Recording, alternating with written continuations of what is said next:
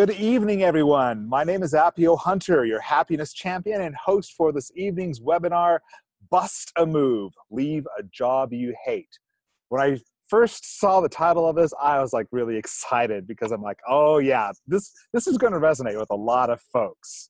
And we have three experts that are joining us this evening who know exactly what it's like to leave a job you hate.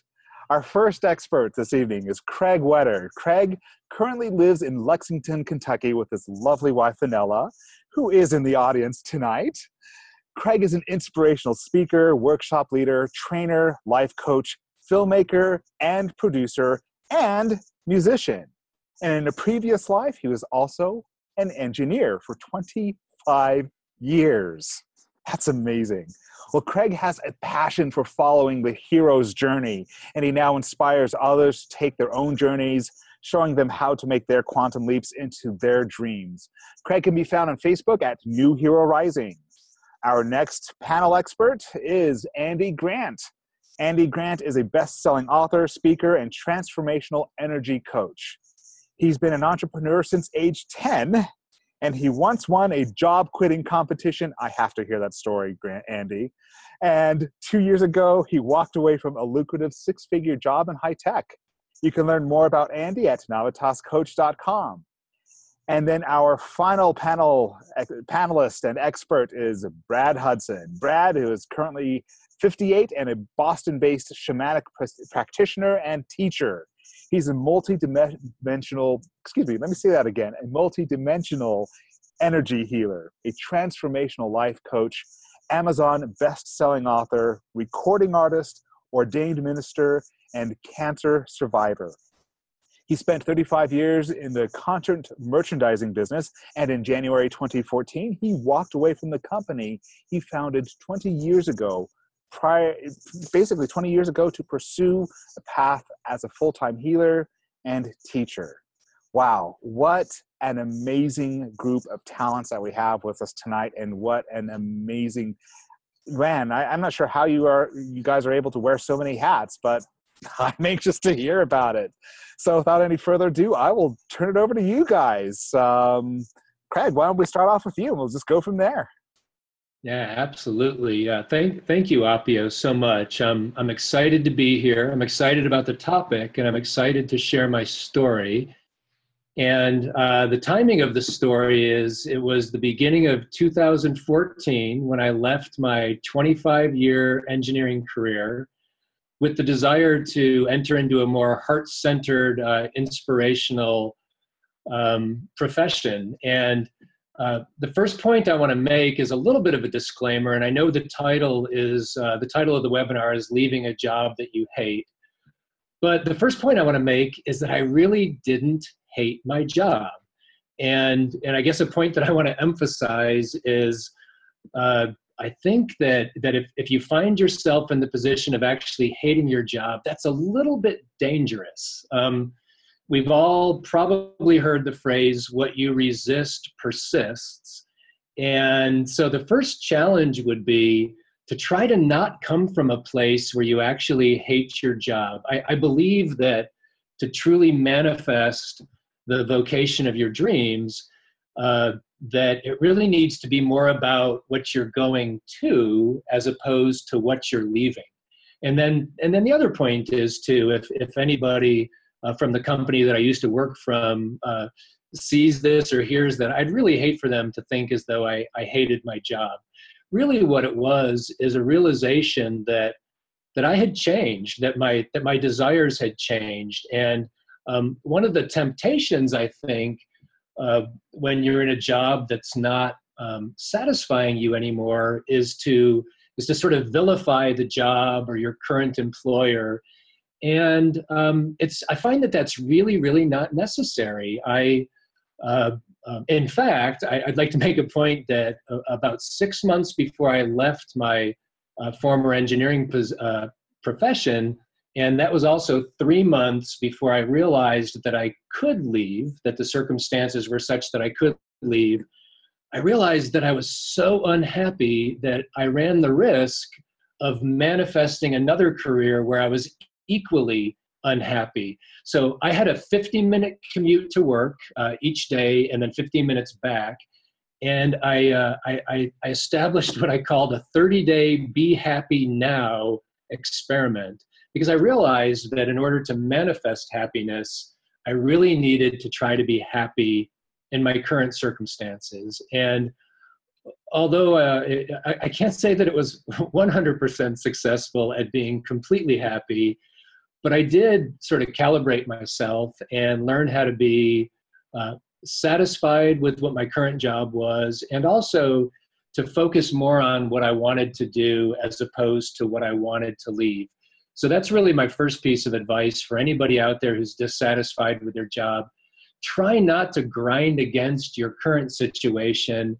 Try to look forward to the new situation that you're trying to manifest, instead of it being all about leaving something that you dislike.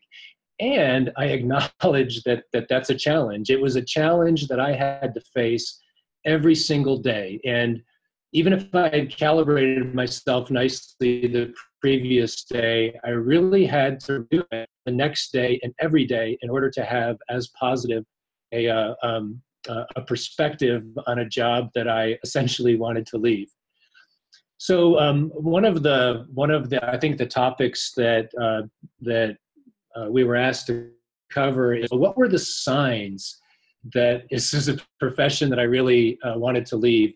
And one of the signs for me is I was dissatisfied enough where I actually changed positions in the company about 3 times in the last 3 years that I was there. And each one, I was still not satisfied. And but that was helpful that I had changed positions, because I realized that it wasn't really the position that I was in within the company that was going to equal the satisfaction, but it was actually me that had changed. And what I needed was a different context from what I was currently experiencing. So I think that if people find themselves within the current profession and within the current company and really exploring different roles in the company, if none of those satisfy you, then it might be an indication that your dreams and desires have changed. And I'll tell you straight up, I'm proud of myself for making that change. And my perspective was that 25 years in engineering was a pretty doggone good portion size. And I didn't need to increase that portion size via momentum, but that I could be truly satisfied in what I had accomplished in that profession, and that it would be perfectly fine for me to choose something else for the rest of my life. So I think if you find yourself in that position, find satisfaction in what you've accomplished in your current job and be able to close the book on that, instead of it having it be a bunch of hard feelings and things that you grind against. Now, for me, it was really a significant change from being in an analytical engineering profession, and I wanted to change into more of an inspirational, heart-centered profession. And one of the things that prompted that is I actually took a creative writing class about 2 years before I left the engineering profession. And I was inspired by actually a story writing technique is what it was taught, which was Joseph Campbell's hero's journey. And I decided that the template for my life was going to be the hero's journey. And one of the aspects of the hero's journey is you leave the known world and enter the unknown world. And sure enough, going from 25 years in engineering to then being an inspirational speaker and workshop leader and life coach truly was an unknown world for me. And one of the things in Joseph Campbell's hero's journey is when you enter that unknown world, you'll encounter allies. You'll also encounter what he calls enemies. And then you'll encounter dragons and shadows and a whole mixture of things. And so that's one of the other points that I want to make is if you think your current job is stressful and you choose to be your own boss and go into a different field, don't expect it to be stress-free. It'll be a different kind of stress, but it'll still be stressful. And when that happens to you, don't assume that you made the wrong choice. Don't assume that you need to backtrack and go back. Don't let stress scare you. I think that stress is an opportunity to learn, to go inside and try to understand, well, what is this about this current experience that is stressing me out, and know that when you go from a known world into an unknown world, it's not a stress-free state. And it's easy to sort of trick yourself into thinking that it's going to be, but it's not. Anytime you venture into something new, there's going to be some challenges and some stresses. And to the best of your ability, embrace those stresses. And I will tell you firsthand that my stresses didn't go away, but the stresses that I took on trying to be my own boss and do an inspirational sort of set of jobs and professions, I actually preferred, because I was in the driver's seat and I could make my own decisions about how I spent my time and what I was going to work on. So don't expect it to be stress-free. There will be some stress in it, but firsthand, I'll tell you that it was a good trade, and I'd rather have the stress that I have now than the stress that I was feeling before. And so another point I like to make is, one of the questions that people often ask is, well, what are people going to think of me when I do this? Are they going to think I'm irresponsible? What is my family going to think? What are my friends going to think? What are my coworkers going to think? And in my experience, and I'm excited to hear what Andy and Brad's experience was, is that I was the only person who was actually having critical thoughts about what I was doing. There wasn't one person that I encountered that criticized me for what I was getting ready to do. In fact, most people admired me. Many people were jealous because they recognized that they maybe wouldn't have the courage to do the same thing, to leave a profession of 25 years. And so what I found was that my family was supportive, my friends were supportive, my coworkers were supportive, even my boss, my former boss, who I was sort of leaving high and dry, and he needed to replace me and all these things. So his stress increased. But even then, people were very, very supportive of what I did, and they really expressed admiration for it. So that was really joyful. It was interesting, and I actually do a talk on dealing with the inner critic. And one of the messages of my talk is that the inner critic, my inner critic and everybody's inner critic, is usually the harshest voice that you'll hear, and it doesn't get any harsher than the inner critic. And I found that people truly, truly supported me, and a person that I totally want to recognize for supporting me is my wife, who is also on this webinar, and her name is Anella. And in our wedding vows, in her vows to me, she vowed to be my greatest fan.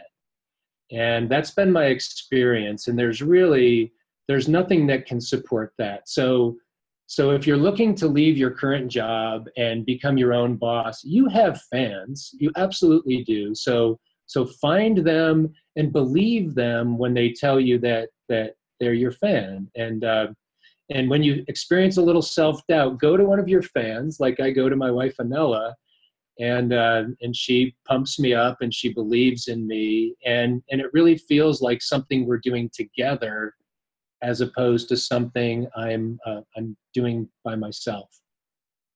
Now, a couple other points. In our plan, one of the things that happened where we decided that I could leave corporate America is we had saved enough money to cover my engineering income for 2 years, which was glorious. And that my experience when I left was total freedom. And so when I left my corporate job, I wasn't specific about what I was going to do. My plan was to turn over a lot of stones and knock on a lot of doors. But lo and behold, a couple months into it, we got a few financial surprises. And, money is what it is. Money is necessary in this day and age to live. And so when we got those financial surprises, my stress level started to increase. So one piece of advice that I'd have for people that are thinking about leaving their current job and becoming their own boss is, even if you're doing something, even if you're going from something full-time to something part-time, or even if you're not really quite sure what you're going to be stepping into, I would encourage you to find a way to keep making money, even if it's on a much smaller scale than what you left. I just think that there's an accountability and there's an energy associated with continuing to draw an income, right? It helps you get out of bed in the morning and really take everything seriously. And if I had it to do over again, I probably would have done a little bit better planning and would have stepped out of something that paid, very well in a six-figure income. And even if I stepped out of that into something that paid just a meager wage and was just part-time, or even volunteer work that doesn't pay. But I guess my message is, don't stop working. Change what you're working on, but that discipline of continuing to work is really valuable. And I'll be honest with everybody, I lost that discipline for a period of time, and it was really hard to get back. And so don't stop working. Just change your professions, but don't stop working. And I guess it's okay if you stop making money for a little bit, but don't stop working. It's really a tough habit and energy to get back. And then I guess my final piece of advice, or the final thing that I would like to say in my experience, is don't abandon the skills that you had in your former job, right? Or in your current job that you're looking to leave. So for 25 years, I was an engineer, and I actually still consider myself an engineer. It's a hard thing to turn off. And as I've looked at the things that I'm working on, those analytical skills as an engineer are immensely valuable. So even if it's a profession that you don't like, own and acknowledge the fact that there are real skills that you learned, and you can continue using those skills. You don't have to do that for your current employer. You can do that for yourself, but don't set aside all these skills that you've developed your entire life. Still embrace those and have those be part of your identity. And my job as an engineer was a process engineer, and a process engineer connects the dots to figure out how something works and makes it better. So I still consider myself a process engineer. I'm just not working on a manufacturing process anymore. I'm working on the process of living the life of my dreams. And that still requires connecting the dots. And so it feels great to still consider myself an engineer and using those skills on a day-to-day basis, even though I don't have that title and I'm not currently working for an employer as an engineer. Those are valuable skills that I developed my entire life, and I still have them. I don't have to set aside my former skills or treat them as former skills in order to move forward into something that I love more. So I'm speaking from the heart to people that have either already done this or desire to do that. And I would say that if anybody would like personal coaching, if they're in a profession that they don't like and they want to change, I am more than happy to give advice and help coach people.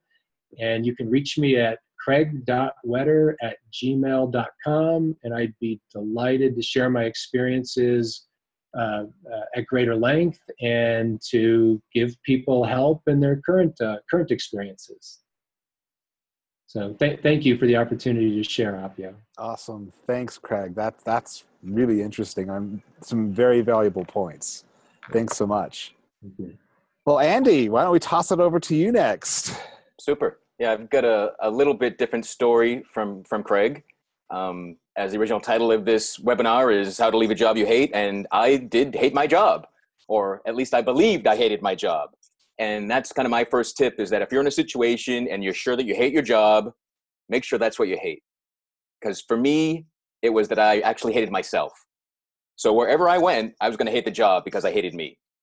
So once I realized that, I started to reframe where I was. And I actually found today, in January of 2010, I made a list of all the things I loved about the job that I hated.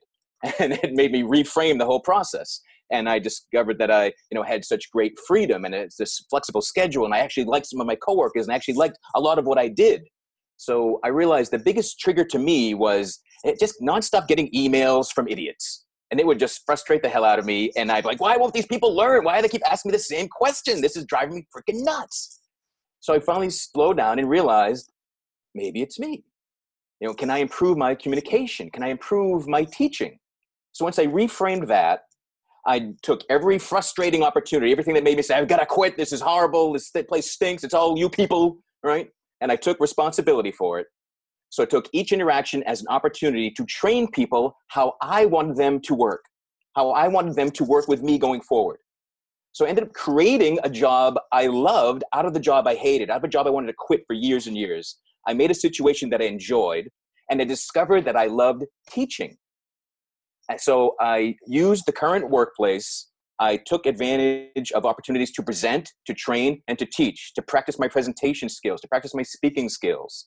And that's another tip I have. There is something good in every situation.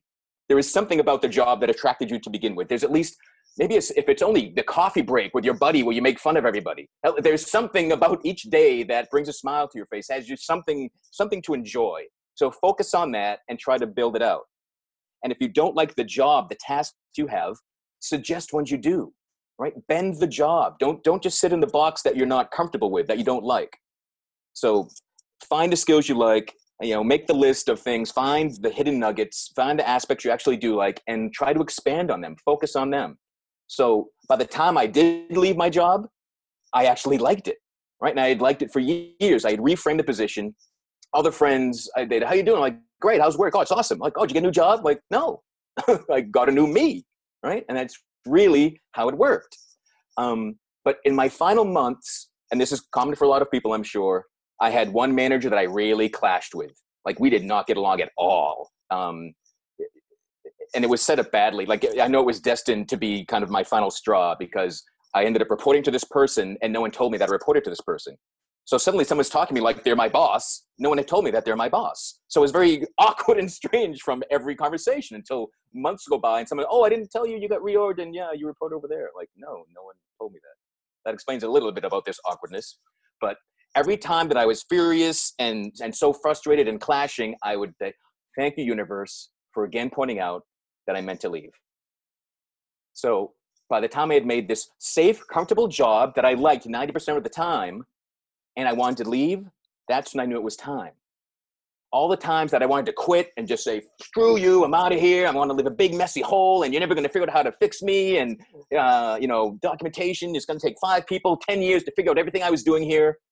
Once that was gone, that's when I knew I wanted to leave for really my highest good. It wasn't about being destructive. It wasn't about getting back at people. It was nothing like that. It was nothing about vengeance. And growing up, I always thought quitting was a vengeful, angry action, right? In my introduction, you talked about I had won a job quitting competition. And that was in the years after high school.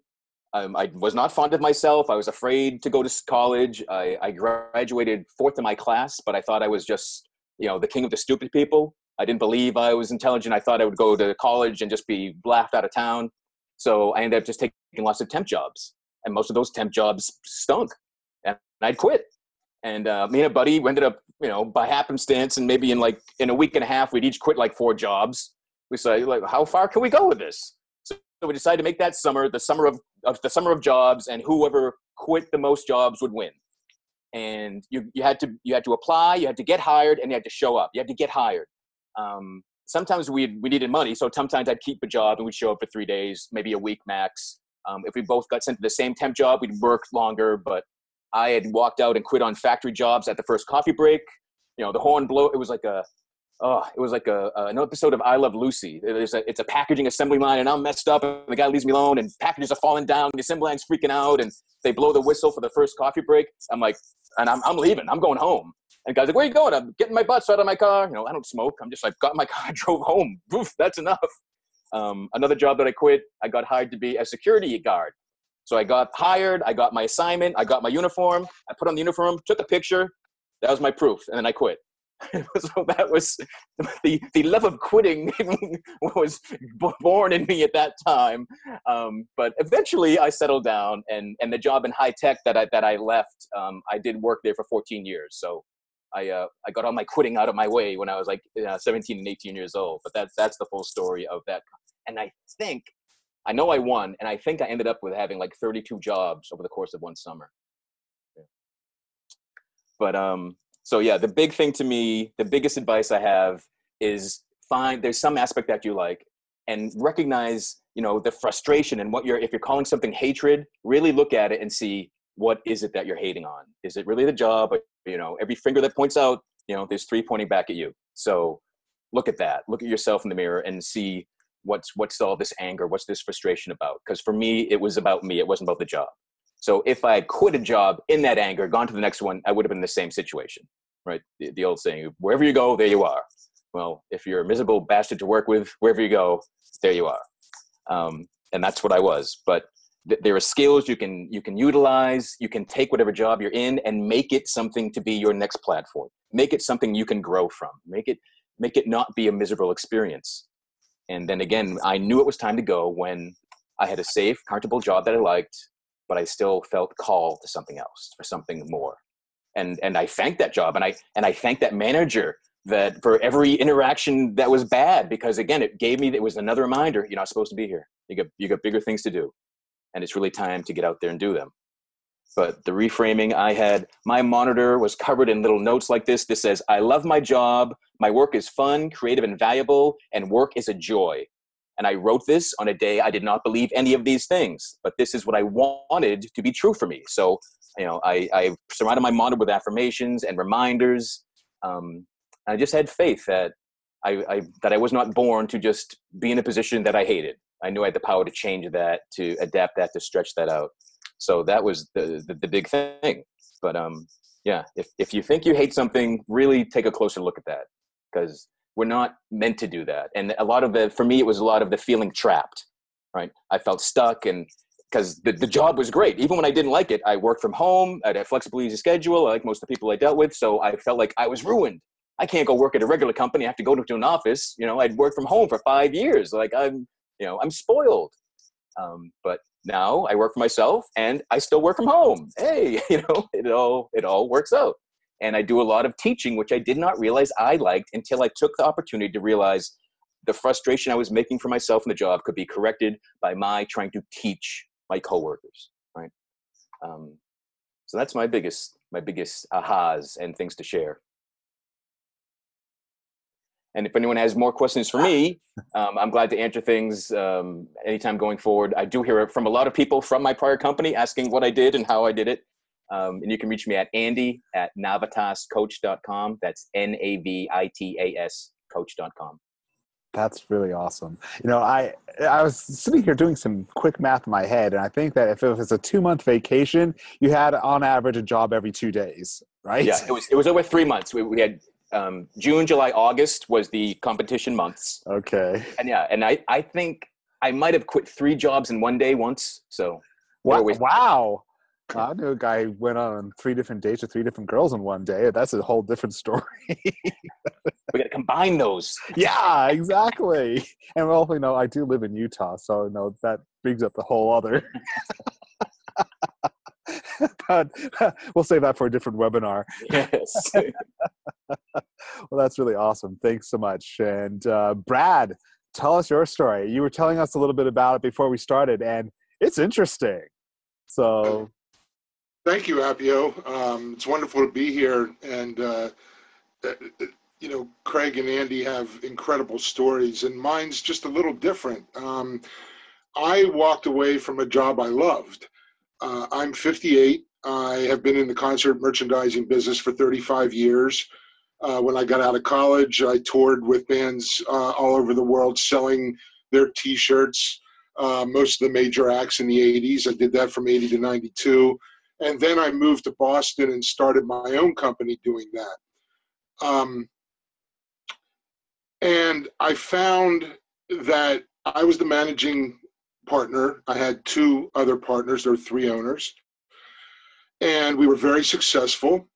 But in 2012, I became awake. Spirit called me, and I found my path as a shaman. I did this on weekends. I worked with a lot of healing and teaching, and I discovered that I was remembering a lot of stuff from past lives. And it was very important to me to be of service to people on a full-time basis. Now, I left my company in January of 2014. Up until this point, I loved what I did. I loved my employees. I loved my partners. But the pressure from Spirit to be able to do, to heal and teach full time was increasing over my last 2 years at my company.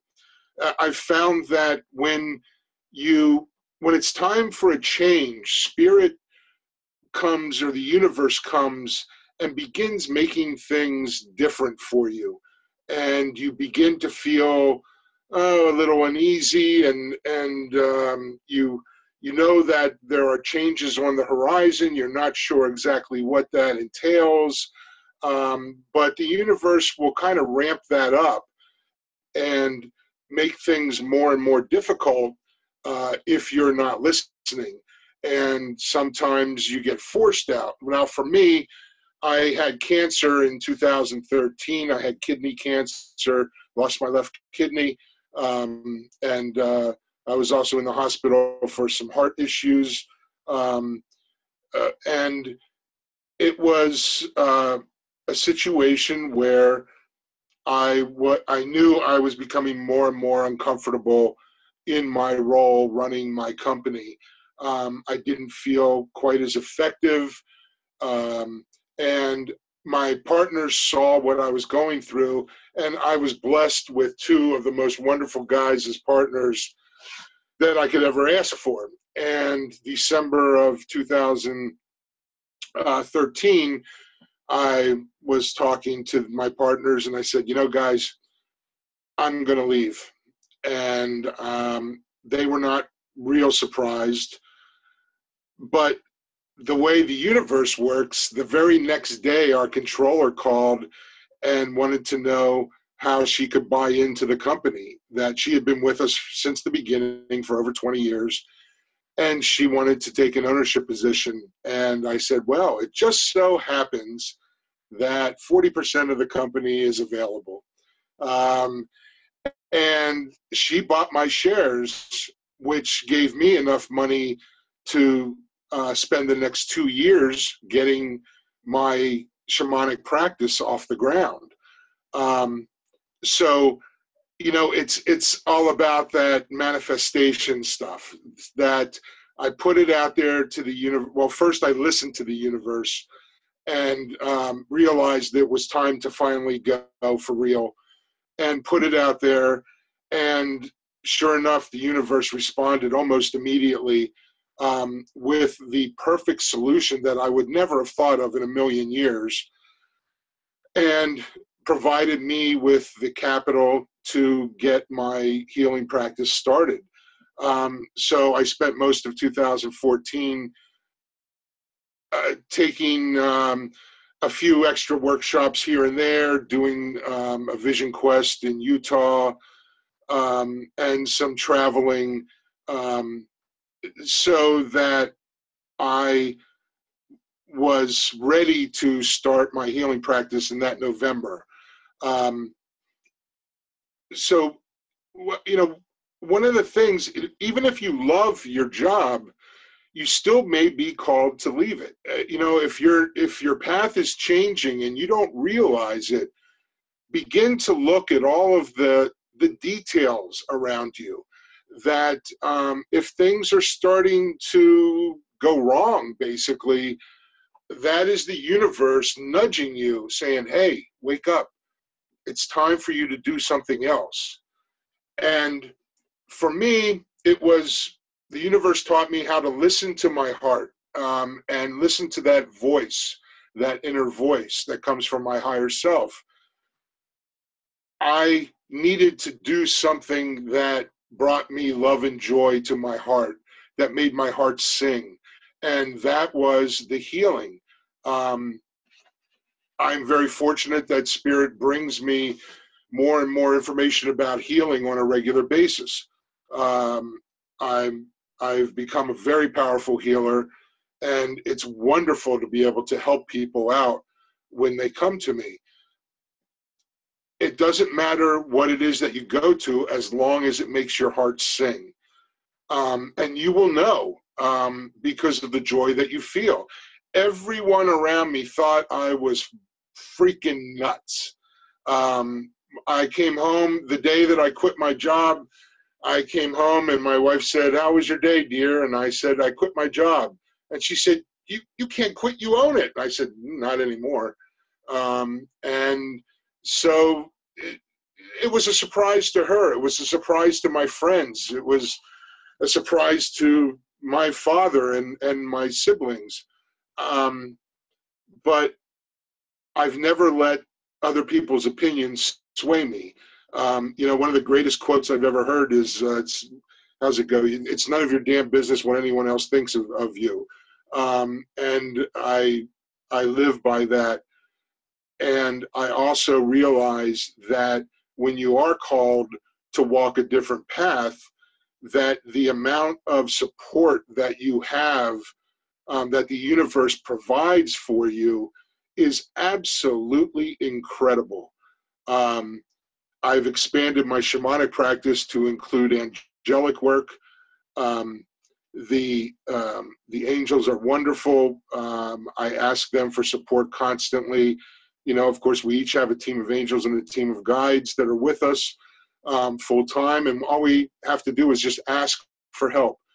We are not expected to go through this lifetime in this physical incarnation alone. So I encourage everyone to reach out to your guides, reach out to your angels, ask them for help with what's going on. When I need more clients, I ask the angels, and they provide them. So there's a tremendous amount of help available out there. We just can't see them, but they are there. I don't have a single regret about the change. I had a very comfortable lifestyle. I made great money, and I had everything I wanted. The going out on your own can be scary. Remember the support that you have. One of the greatest quotes ever, I think, is from the Course in Miracles that says, "If you knew the support that you had while you walk your path, fear would be impossible." And that's very, very true. That even in some of my darkest moments when my ego has come out and started questioning everything, all I had to do was ask for help, and whatever I needed was manifested. The universe is very kind to all of us, and the universe is our greatest ally. So I would like to just tell people, please do not be afraid to ask for help. It's there. It will be made available to you. Don't be afraid to walk away from something that you love in order to do something that means much more to you. The fact that I can help people get over chronic problems and emotional trauma issues, and even things like addiction, where I'm working with heroin addicts and bipolar people, and I'm able to help all of these people. And it really brings tears to my eyes, where at the end of the day, when I sit down and I think about what happened during the day, I truly believe that I'm the most blessed person on the face of this earth, to be able to help people that don't know where else to go. So that's where I come from in this discussion, leaving something that was a lot of fun that I loved, to doing something that I love even more, that makes a huge difference in people's daily lives.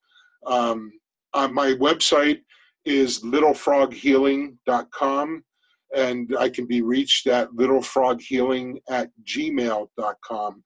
And I encourage anyone out there, if you feel that I can be of service to you, please don't hesitate to get in touch with me. And thank you for this opportunity, Appio. Oh, absolutely. Thank you, Brad. Very, very fascinating. In fact, I noticed a few things as I was listening to the three of you, that the three of you had very distinct, unique paths, and yet there were certain universal themes that brought all of those stories together. One of the things that really stood out to me was the fact that the role of spirit is really critical. Each of you mentioned that you have the support of the universe and you have the support of spirit and source. And I mean, that just really kind of struck me. I mean, what are your guys' thoughts on that? And how, if somebody is listening, would you recommend that they use that or tap into that so that they can feel that support and they can understand that it's there? Yeah, you need to have faith in yourself, in the grander scheme. Know, that the Martin Luther King quote, you don't need to see the whole staircase, just take that first step in faith. And you've got to have that. You've got to be courageous, leaving something secure to go into the unknown. If you don't have faith in something, I don't know how you make that step. Yeah, that makes a lot of sense.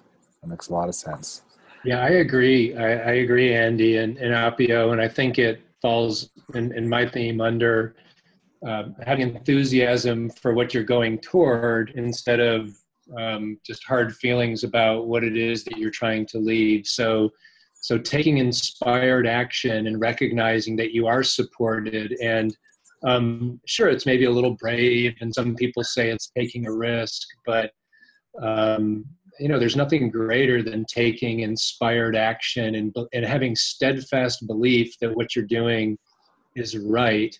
Having faith, as Andy said, and it's absolutely critical. Yeah, I don't know how to do it without that. Oh, that's awesome. That's a great point, Craig. And I just would like to reiterate the fact that there is that help in the form of our teams of guides and angels that are assigned to us and only us. And Tom Moore, in his book, The Gentle Way, has a wonderful way to ask for help from your angels, and that is to ask for a most benevolent outcome. And it's very simple. You just say, I'd like to request a most benevolent outcome for fill in the blank, and add please and thank you at the end. And if you want to test it out, just use it for getting a parking space at the grocery store right up front. Because I guarantee when you come pulling in, somebody's going to be pulling out, and you're going to slide right in there. But I use that 50 times a day, every time I get behind the wheel of my car. Every time I used it before this webinar. It's incredibly powerful, and please use it. The angels are just sitting around bored to tears. They're really sick of playing Monopoly, and they really want you to ask for help. And it doesn't matter what you ask for help for. They realize that in our stressful lives today, where it's so hard to just pay the mortgage and make the car payment and pay for all your kids' stuff and that new PlayStation 4 and blah blah blah, and that if they can help you out by something so simple as getting you a good parking space, that relieves the stress, and they're happy to do that. So in addition to what Andy and Craig said, by all means, use the help that's available to you that the universe provides. It's really strong, very strong. I love that. In fact, I use them all the time for not just parking spaces, but green lights as well. And they definitely are happy to help out, for sure. One thing I want to add about asking is that, in whatever situation you're in, don't be afraid to ask. Like, ask to improve the job you're at. You could be very valued and thought of highly, except you don't think highly of yourself or your position. So ask for a better way to find something you love in your work. And when it was time for me to leave, everything I asked for from my employer, I got. In terms of severance package, in terms of pay, in terms of medical benefits, all these things. Other people, oh, you can't get that. Well, I'm going to ask anyway. I asked and I got it. So ask for everything you want, not just from spirit, but from people in front of you as well, right? I love that. I love that. Yeah, it's true. You can't get it if you don't ask. Right. Yeah, that's so cool. Now, I know that this is a concern that comes up with a lot of folks. It certainly was something that I faced when I was leaving my own corporate job, and that is worry about how your family, especially those who are closest to you, will react. I know each of you shared some experiences. You know, Craig, you had full support. Brad, you had full support as well. You know, perhaps surprise, but support. For those whose families may not be as supportive as you know, those of us who did have the support, how would you address, what kind of advice would you give to them regarding overcoming those fears regarding that support? Well, find out, are they fears or are they reality? Are you assuming reactions of people and not giving them the benefit of the doubt that they actually do support you? That's one take I'd give. For once people found out that I was leaving, they were like, well, it's about time. You know, you've been talking about it forever and ever. It's about time. Good, go. So I didn't have any negative judgment on my move at all. Everyone was just like, what took you so long? But if you're unhappy and your friends don't support you taking moves to become happier, then something else is wrong there. Excellent point. Brad, Craig, do you guys have any ideas or suggestions? Well, so Appio, it is actually a little bit challenging for me to even think about that because I had such great support. So I would have to give it a little bit more time. I do think when you show up as your authentic self and you really show people your heart, and you consistently do that I think that people show their heart right back to you. And obviously the best result is when somebody says, well, how can I support you in that? But I think it begins with showing up as your authentic self and really speaking from the heart. But I completely echo also what Andy said. All of the concerns that I had about what will this person say and that person say, turned out sort of to be moot points. It was my own inner critic that was saying all these things, and I was probably more skeptical of myself than anybody else. But I think there's a real richness to being authentic. And when I showed up as my authentic self, I got unconditional support from everybody that I asked from it. And so just be authentic. And if you're experiencing fear, then be authentic in that. Whatever it means to be 100% authentic, show up as that. And I think that tends to equate to getting support from those that love you. I love that. Authenticity is huge for me. So thanks for that. Yeah, in my case, Appio, I think my wife did not understand what I was going to do. My son is 16. He was a little hesitant as well. And in my area, I was starting to get some exposure in the newspapers and whatnot for clearing places, buildings, and of spirits and other things like that, which are a little untraditional. And, you know, I asked my son one time, what do you tell your friends when they ask you what your dad does? And he just looked at me and he went, I just say, I don't know. And I don't know if I should take that, you know, in a good way or a bad way. My wife wasn't real thrilled about it. She's a real estate agent, and she is, you know, I found out a really good way to clear out a room at a cocktail party real fast is when somebody asks you what you do, is tell them you do depossessions for a living. And, you know, you hear crickets real fast. But I think what happened was they saw me, they had trepidation, but they saw the joy that it brought me to help people. And then my wife saw, oh my God, he's making a living doing this. And I don't work nearly as hard as I used to. You know, if I put in 40 or 50 hour weeks before I left my company, now, it might be a 15-hour week, which means I get more time to spend with my son, which is critical in this, his teenage years, and more time to spend with my wife. So that is really important. But it wasn't until they saw the joy that it brought me, and that allowed me to even, to share more love with my family, which is incredibly important. And I really didn't know that was going to be a result of this. And I consider myself very fortunate that this allows me to become even closer to my family. Most jobs, we put in 80-hour weeks. I know when I started my company, it was all 80-hour weeks. I never saw my wife and son. And now I'm around all the time, and nothing can be greater than that.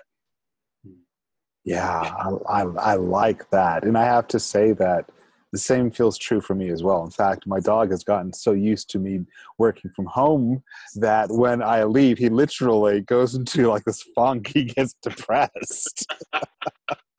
So, that's really awesome. Now, there's another question that actually popped up while you guys were talking. It's a burning question that I even have as well, and that is, how the heck did the three of you end up being bald?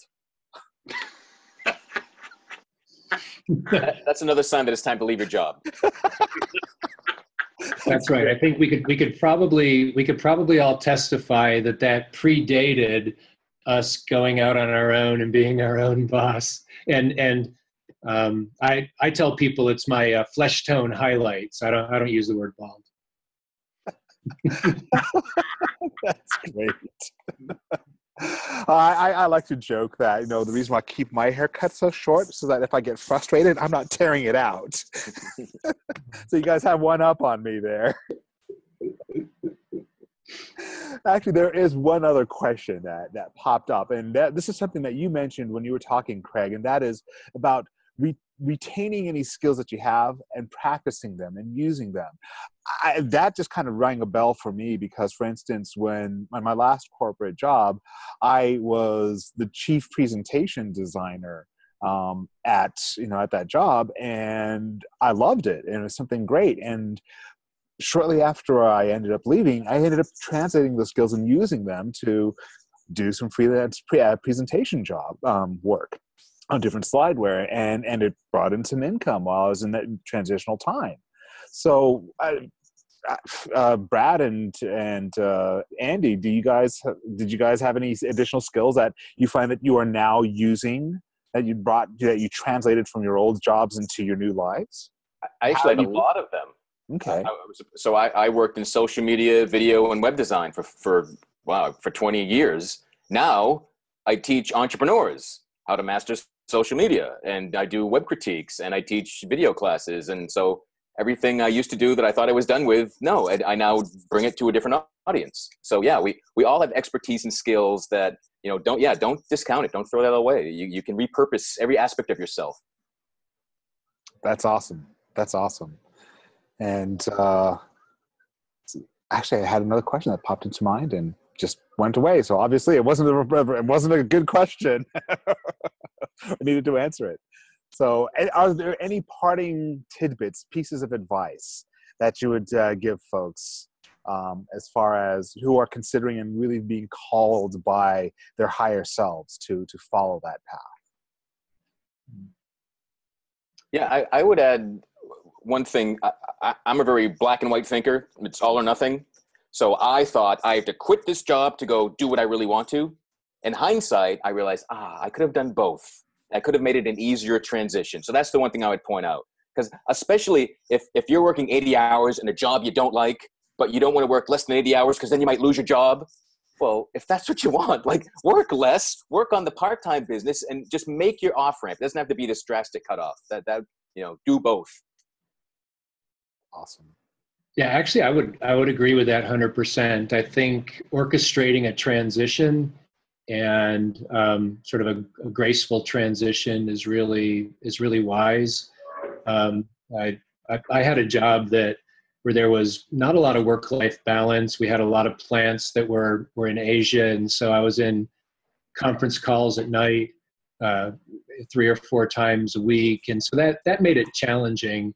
But with a little bit of creativity, I probably could have orchestrated a little bit better transition, which then feels a little bit better. And I think those are really wise words, Andy. So thank you. That's great. Yeah, I think too that that's very important. However, I think there are some people that I would certainly suggest just go for it and put your faith in the universe.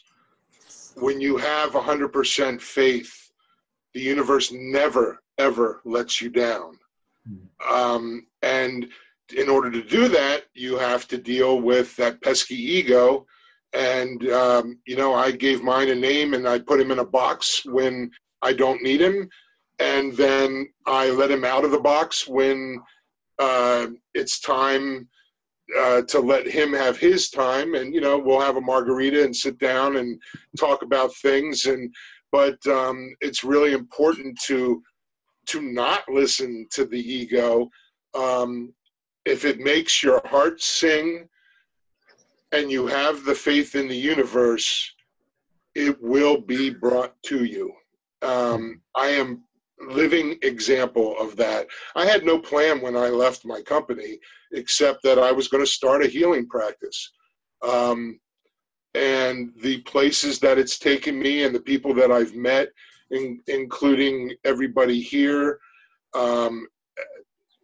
is beyond my wildest dreams. And it keeps getting better every single day. So I would take a little bit different approach and just say, go for it. Because, we come into physical incarnation to experience love and joy. And also because we don't know what's going to happen. We have that veil of amnesia. So it's the excitement of being here and not knowing what's around the corner. And that is really important.